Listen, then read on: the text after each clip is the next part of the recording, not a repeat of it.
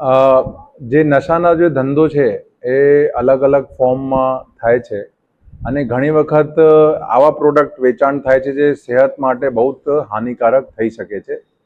આ જ વસ્તુ અમારા ધ્યાન ઉપર આવતા અમારે એસઓજીપીઆઈને ખાસ ટાસ્ક આપ્યું હતું કે જિલ્લામાં એવા કોઈ પ્રોડક્ટનું વેચાણ થતું હોય એને આપણે અટકાવવું છે।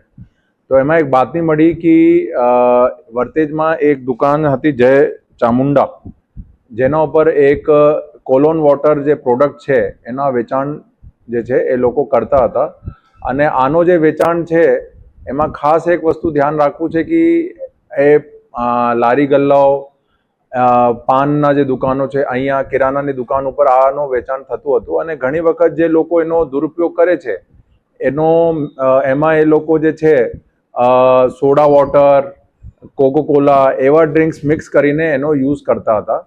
તો આ પછી જે અમારે રેડ થયું એના પછી અમારી અલગ અલગ ટીમો રેડ કરી। ગાડિયાધારમાંથી તો એક ગેરકાયદેસર ફેક્ટરી પણ મળી અને પાલિતાના ટાઉન, મહુવા ટાઉનમાં પણ અમે જે છે જથ્થા મળ્યું। અત્યાર સુધીમાં કુલ 4 ગુનાઓ દાખલ થયા છે બીએનએસ કલમ 123 અને પ્રોહિબિશનની અલગ અલગ કલમો હેઠળ। એમાં ટોટલ જે છે 20,000 બોટલો જેની કુલ વેલ્યુ જે છે 20 લાખ જેવું છે અમને કબજા કરેલ છે અને ટોટલ જે છે અત્યાર સુધીમાં 6 આરોપી પકડાયેલ છે।